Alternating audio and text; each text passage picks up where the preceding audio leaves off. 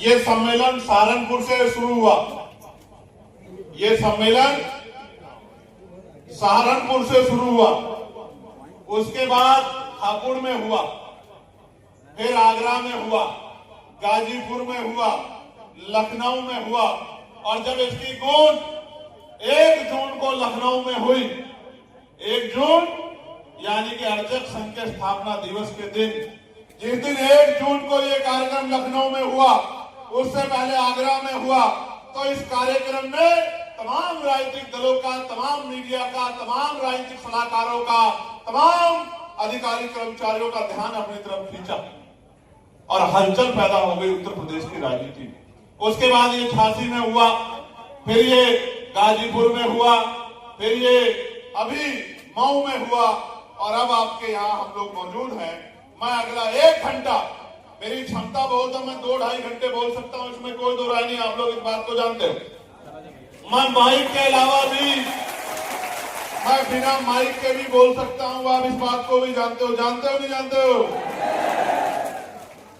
तो मैं आपके जीवन के कुछ समय को चाहता हूं, इसलिए चाहता हूं कि जो मेरे अंदर चल रहा है, जो दर्द मेरे अंदर है, उस दर्द को मैं आपके साथ बांटना चाहता हूं। ये चाहता हूं उस दर्द को आप समझें, क्योंकि अगर आप उस दर्द को नहीं समझोगे, आपके साथ में उस दर्द को नहीं बांटूंगा, तो फिर मुझे लगता है कि ये लड़ाई कभी पूरी नहीं हो सकती, मंजिल तक नहीं पहुंच सकती। सामान्य साथियों, हम प्रभुजन सम्मेलन कर रहे हैं। प्रभुजन सम्मेलन अस्तित्व बचाओ भाईचारा बनाओ। पहली बात, प्रभुजन सम्मेलन ही क्यों? बाबा साहब अम्बेडकर ने कहा था, जिस समाज में 10 डॉक्टर, 10 इंजीनियर, 10 वकील पैदा हो जाएंगे, वो समाज उसकी तरक्की को कभी रोका नहीं जा सकता, उसके अधिकारों को कभी छीना नहीं जा सकता। सम्मानित साथियों, लेकिन आज आप गौर करके देखो कि आज तो अधिकार भी छीन रहे हैं और भविष्य भी अंधकार में नजर आ रहा है। ऐसा क्यों? ऐसा इसलिए कि जिस समाज का पढ़ा लिखा वर्ग उस समाज का संरक्षण नहीं करता, उस समाज की नीति नहीं बनाता, उस समाज को रास्ता नहीं दिखाता, उस समाज की लड़ाई को नहीं लड़ता, उस समाज का हाथ नहीं पकड़ता, वो समाज कभी तरक्की नहीं कर सकता है। क्योंकि भारत में जो सामाजिक व्यवस्था है, जो जाति व्यवस्था है, जो आर्थिक व्यवस्था है, एक तरफ हम समाज में भाईचारा पैदा करके समतामूलक समाज बनाने का काम करने के लिए आगे की तरफ बढ़ रहे हैं, दूसरी तरफ मनुवाद को मानने वाले लोग, अंधविश्वास को मानने वाले लोग, पाखंडवाद को मानने वाले लोग, गैर बराबरी को मानने वाले लोग, जातिवाद को मानने वाले लोग, सामंतवाद को मानने वाले लोग, वो उनके लोग एड़ी चोटी का जोड़ लगा रहे हैं कि भारत में कभी समतामूलक समाज ना बने।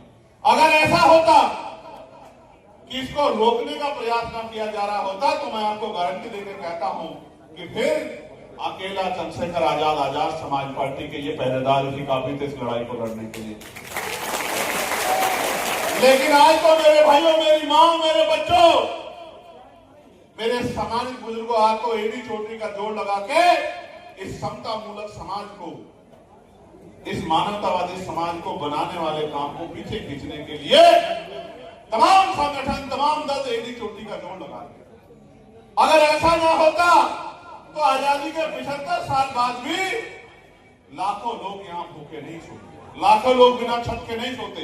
इस देश में बहन बेटियों के साथ जुर्म जाति अत्याचार नहीं होता, कमजोर वर्गों के लोगों को मारकर नहीं लटकाया जाता, उनकी बच्चों के साथ, अभी बलिया की घटना मेरे याद है, मैं उसको भूला नहीं हूं, बलिया की घटना, उस 12 साल की बच्ची को क्या नहीं सहना पड़ा, और अन्याय करके, सामूहिक रेप करके उसको लटका के मरने के लिए मजबूर कर दिया गया। मैं जब गया था बलिया का परिवार मेरे आगे आया और हाथ जोड़ के बैठ गया। मैं तत्काल वहां के एसपी को फोन किया, वहां के एसपी ने मुझे विश्वास दिलाया कि चंद्रशेखर आजाद जी, मैं आपके जिले में रह के आया हूं, आपके पड़ोसी जिले में रह के आया हूं, आप मेरी बात को याद रखना, हम इन गुंडों को किसी कीमत पर छोड़ेंगे नहीं, कोई मौका आपको नहीं देंगे कि आपको शिकायत हो जाए। प्यारे साथियों, ये बात मैं आपसे इसलिए कह रहा हूं कि प्रभुजन सम्मेलन ही क्यों? क्योंकि आपने देखा होगा, अब से पहले तो बहुत सारी पार्टियां प्रभुजन सम्मेलन करती थी, लेकिन उस सम्मेलन में एक ही जाति के लोग, एक ही धर्म के लोग कुर्सियों पे बैठते थे और सामने आम जनता बैठती थी, और वो कुर्सी पे बैठ के मंच पे आके बताते थे कि आप कौन हो, आपको क्या करना है। क्यों बताते थे? क्योंकि ऐसा लगता था कि उन्हीं के पास ज्यादा ज्ञान है। लेकिन जब से भारतीय संविधान आया है तो हक वंचित समाज में भी डॉक्टर भी पैदा हुए, इंजीनियर भी पैदा हुए, वकील भी पैदा हुए, जज भी पैदा हुए, IAS IPS भी पैदा हुए, लेखक भी पैदा हुए, पत्रकार भी पैदा हुए। तो आज इस समाज को क्या हमसे कमी रह रही है, क्या हमें करना चाहिए, क्या हम कर रहे हैं, ये बात चर्चा हो जाए और इस चर्चा के बाद जो रास्ता निकले उस रास्ते में हम सब लोग मिलकर चले और समाज में बदलाव, समाज की ताकत है, समाज को हक अधिकार मिले, गैर बराबरी दूर हो। हमारी लड़ाई किसी जाति के खिलाफ नहीं है, किसी धर्म के खिलाफ नहीं है, किसी वर्ण के खिलाफ नहीं है। हमारी लड़ाई इस देश से जातिवाद खत्म करने की है, अंधविश्वास खत्म करने की है, पाखंडवाद खत्म करने की है। इस देश में मानवतावाद लाने की लड़ाई को हम लोग लड़ रहे हैं। जैसे गुरु घासीदास जी कहते हैं कि मन के एक समान, कि मानव मानव एक समान होते हैं। एक ही प्रक्रिया से पैदा हुए लोग जात के आधार पर छोटे और बड़े नहीं हो सकते। मैं इस व्यवस्था को नहीं मानता। मैं मानता हूं कि हर कोई बराबर है और उसको बराबर का सम्मान मिलना चाहिए। मजदूरों को भी वही सम्मान मिलना चाहिए जो मालिकों को मिलता है। अगर मालिकों को सम्मान मिलता है, मजदूरों को नहीं मिलता है, तो मैं कह देना चाहता हूं इस बहराइच की धरती से, अगर मजदूर नहीं होगा तो कोई मालिक भी नहीं होगा। मेरी बात को आप याद रखें।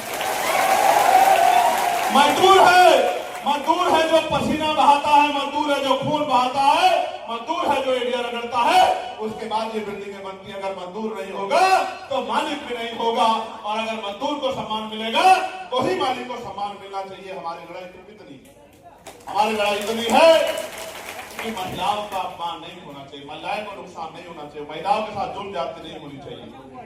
सरकारें तो रोक नहीं पा रही। तो इसलिए हम ये मानते हैं कि बहुजन समाज में भी अच्छे लेखक, अच्छे चिंतक, अच्छे वकील, अच्छे नेता, अच्छे सामाजिक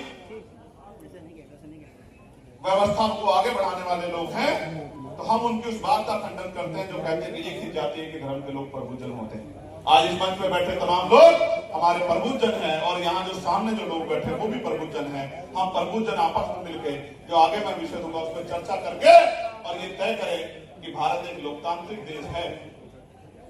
लोकतांत्रिक देश में राजा भी राजतांत्रिक था तो युद्ध होते थे। रानी के पेट से जो पैदा होता था उसके माथे पर लिखा होता था कि वो राजा होगा। युद्ध होते थे, सीमा विस्तार होता था, और एक राजा चला जाता था, उसका बेटा राजा बन जाता था। लेकिन जब बाबा साहब अम्बेडकर ने वोट का अधिकार दिलाया तो रानी का पेट चीर दिया और कहा आज के बाद राजा रानी के पेट से पैदा नहीं होगा, बैलेट बॉक्स से तैयार होगा, आपकी वोट से तैयार। प्यारे साथियों, बाबा साहब की बात को लेके इसके बाद मैं दोबारा बीच में नहीं टोकूंगा भाई। अगर आप में से कोई खड़ा होके और ये पंक्ति बना के आगे बढ़ता जाएगा तो मुझे फिर परेशानी होगी, मेरा काम अव्यवस्थित होगा। मैं इससे असहमत हूं। मैं आखिरी बार कह रहा हूं, इस बार के बाद मैं टोकूंगा नहीं, मैं चुप रह जाऊंगा। लेकिन बहराइच की इस बात को लेके जाऊंगा और उन चेहरों को भी लेके जाऊंगा जिन्होंने मेरी बात के खिलाफ जाके जो है लाख हजारों लोगों के को समझाने के काम को रोकने का काम किया। मैं स्पष्टवादी व्यक्ति हूं, बार बार नहीं कहता हूं। अब अगर मुझे बीच में रुकना पड़ा, ये जो बैग वाले भाई हैं बम लेके आए होंगे, इसमें बैग में पीछे हो जाओ,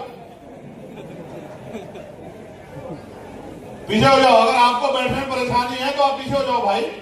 हो सकता है किसी को तकलीफ हो, कमर में पैर में दिक्कत हो सकती है तो वो पीछे चला जाए। बस भैया बैठ। तो सब पहले काहे को परेशान हुई, काहे को गुस्से की बस अब चलेगी। थोड़ी देर बाद जब बस चलती थी तो उसमें भाग के अंदर घुसते देखते एक भी सीट खाली नहीं।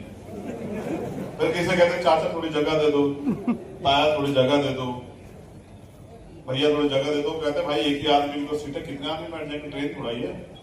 तो फिर पूरी बारात के रास्ते तक खड़े होकर जाना पड़ता था। तो ये वो बाराती हैं जो बारात का जिम्मेदारी से आनंद लेना चाहते हैं, लेकिन अनुशासन में आके अपने समय को सही तरह से, अपनी जिम्मेदारी को, अपने समय को प्रयोग नहीं करना चाहते।